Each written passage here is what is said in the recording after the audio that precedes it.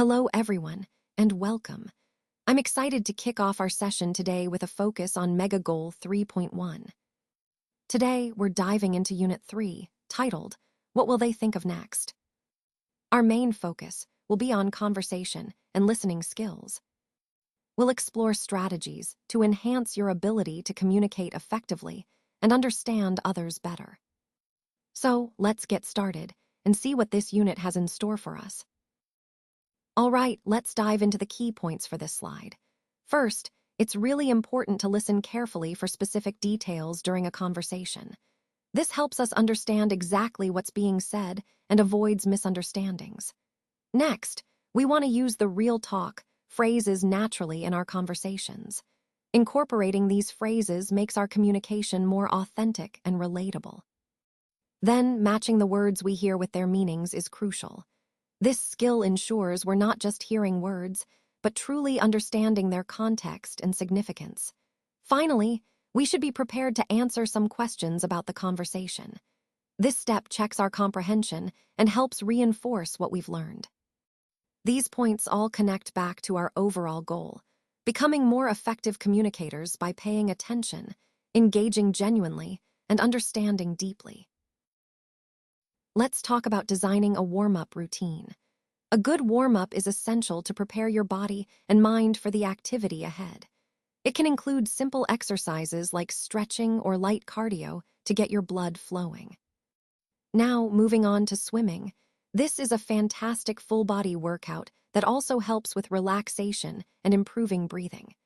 It's a great example of how sports can be both fun and beneficial for your health. Reading is another hobby I want to highlight. It not only broadens your knowledge, but also stimulates your imagination. It's a perfect way to unwind and learn at the same time. Drawing, on the other hand, allows you to express your creativity. Whether you're sketching or doodling, it's a wonderful way to relax and develop your artistic skills. So, what is your favorite hobby?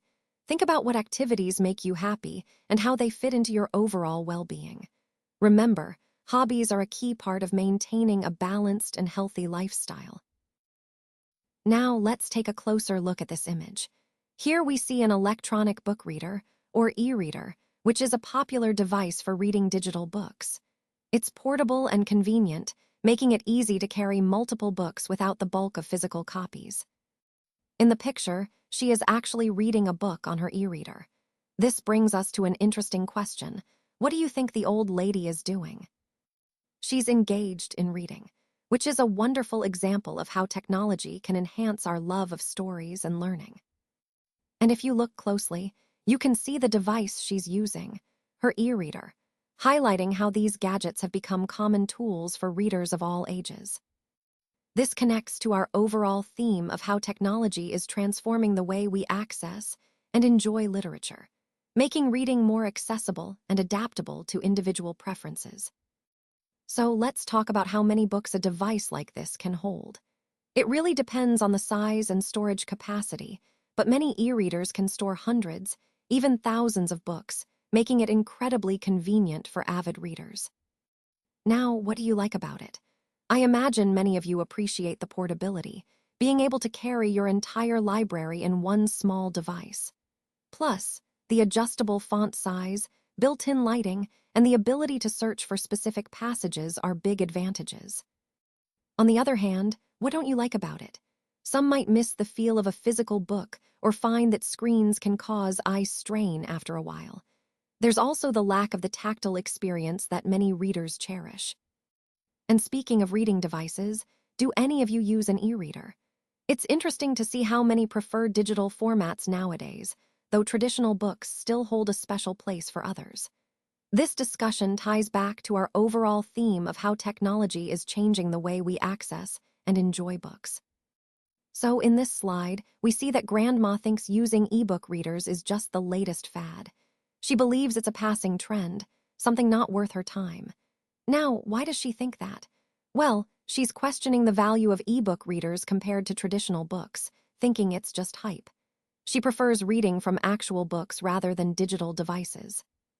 If Grandma decides to go with the flow and try out the e-book reader, what might she do? She might start reading her books on an e-reader instead of carrying around her heavy paper books. This could be a big shift for her, moving from physical books to digital ones. Now, Edward suggests that Grandma check out her book on the e-reader. He's encouraging her to give it a try and see how it feels. But at the same time, he wants her to ditch her bulky, heavy book that she's been lugging around everywhere. That's the main point. She's currently carrying around a lot of weight with her physical books, and Edward is suggesting she switch to something more convenient. This slide highlights a common theme in our presentation: embracing change and exploring new technology to make our lives easier. It's about opening up to new ways of reading that can be more practical, especially for someone like Grandma who's used to traditional books. All right, let's take a closer look at the different ways people often express their opinions or reactions in everyday conversations.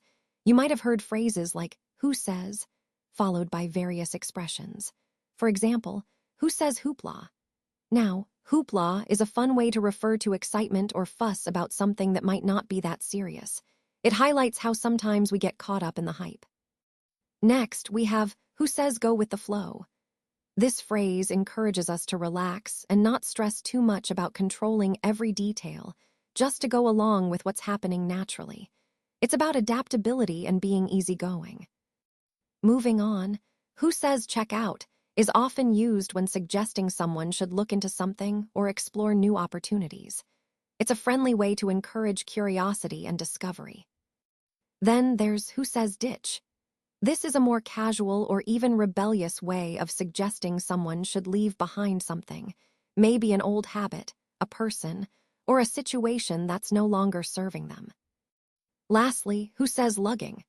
This phrase points to the act of carrying or hauling something, often something heavy or burdensome. It reminds us that sometimes we take on too much, which connects back to the overall theme of managing our attitudes and choices in everyday life. So, what all these phrases have in common is that they reflect different attitudes or approaches, whether to excitement, relaxation, exploration, departure, or burden. And understanding them helps us communicate more effectively and navigate social interactions with more awareness. Let's take a moment to read the words on the slide and understand their meanings. This exercise is important because grasping these key terms will help us better understand the concepts we've been discussing. As we go through each word, I want you to think about how they connect to the overall theme of our presentation. Remember, understanding these definitions is not just about memorizing words, but about seeing how they fit into the bigger picture of effective communication and problem solving. So, let's proceed carefully and make sure these concepts are clear. So, what did he actually say? Well, the key takeaway is that he just goes with the flow. This phrase really captures the essence of his approach. He doesn't overthink it or try to control every detail. Instead, he adapts as things unfold, allowing situations to guide his actions. It's about being flexible and responsive rather than rigid. And if you notice the repetition, just go with the flow. It emphasizes how natural and effortless this mindset can be when integrated into our daily routines. This ties back to the overall theme of embracing adaptability and resilience in our work and personal lives. By adopting this attitude, we can better handle uncertainties and stay aligned with the bigger picture. What did it say? Well, this slide is really about how we interpret and label things that catch our attention. I like to call this one the hoopla. You see, sometimes we get so caught up in the excitement or the noise around a topic that we give it a name, a label like hoopla. It's that buzz or hype that makes us pay attention. I even like to say I call this one hoopla, because it captures that playful, almost dismissive way we sometimes react. Or even I called this one the hoopla, to emphasize how easily we can be swept up in the hype without really digging into what's behind it. The key point here is that labels like hoopla can influence our perceptions. They shape how we see the importance of something, often based on how much noise it makes rather than its true value. So, understanding this helps us stay grounded and more critical of the hype, keeping our focus on what's really important in the bigger picture. So, when we want to find out what someone else has said, we often ask, "What did she say?" It's a simple way to clarify or confirm information. But sometimes, instead of asking directly, we can just check it out ourselves. That means looking into the details or evidence to understand better. Check this out is a more casual way of saying, take a look at this, especially when something interesting or important catches our attention. And when we have multiple items, like several examples or pieces of evidence, we say, check these out. It encourages us to examine all of them closely. These phrases are all about engaging with information actively. They connect to our overall theme of effective communication, how we seek clarity and understanding by paying attention and exploring what others share. So, in this part of the story, Edward wants Grandma to try reading on an electronic book reader. It's a modern way to enjoy books, and it can hold hundreds of titles at once. The great thing is, you can buy, download, and start reading a new book in just a few minutes. It's quick, convenient, and can be a real game changer for avid readers. However, Edward doesn't push her too hard. He understands that Grandma isn't interested in changing her reading habits. She's comfortable with her traditional books, and that's perfectly okay. This highlights an important point about respecting personal preferences, even when new technology might offer benefits. In the bigger picture, it's a reminder that while technology can enhance our lives, it's not always about forcing change. Sometimes, the best approach is understanding and patience as others decide what's right for them. Now, let's take a closer look at the phrases used for persuading someone in a conversation. These are the tools we use to make someone agree to do something by giving reasons why they should. Essentially, these phrases help us present our ideas in a way that resonates with the other person's interests or needs. When you use these persuasive phrases, you're not just making a demand. You're explaining the benefits or justifications behind your request. This ties directly into the overall theme of effective communication and influence. Remember, the goal is to create understanding and agreement, and these phrases are powerful ways to do that by giving clear, logical reasons. So, mastering these can really enhance your ability to persuade and build stronger connections. Today, I want to focus on the importance of listening. Listening is a critical skill that often gets overlooked, but it's actually the foundation of effective communication. When we listen well, we're not just hearing words, we're understanding the message behind those words. It involves paying attention, being present, and truly engaging with the speaker. By honing our listening skills, we can better grasp others' perspectives, build stronger relationships, and avoid misunderstandings. It's about creating a connection, showing that we value what the other person has to say. This ties directly into the overall theme of effective communication and leadership, where understanding others is key to collaboration and success. So remember, listening is an active process. It's not just about silence or waiting for your turn to speak. It's about truly absorbing what's being communicated and responding thoughtfully. When we do this, we foster trust and clarity, which are essential in any environment. This slide doesn't contain enough information. That's why we're moving to the next slide. Let's take a closer look at this slide. Here, we've organized some key points labeled from A to H, which represent different aspects or steps in our process. Each of these points contributes to the overall understanding of the topic we're discussing. Starting with D, this could symbolize the initial phase or a foundational element that sets the stage for everything else. Moving on to H, we see an important step that builds upon that foundation, emphasizing the progression in our process. Then, A might represent a crucial action or decision point that influences subsequent steps. Continuing with B, F, and G, these points could be interconnected, highlighting the importance of coordination and integration within the system or strategy we're examining. E might introduce a key insight or a turning point that shifts our perspective or approach. C then wraps up this sequence, bringing together the previous points and reinforcing the overall message. Throughout this slide, the key takeaway is that each element, from D through C, plays a vital role in the bigger picture. They illustrate how different components work together, emphasizing the importance of understanding each part to see the full story.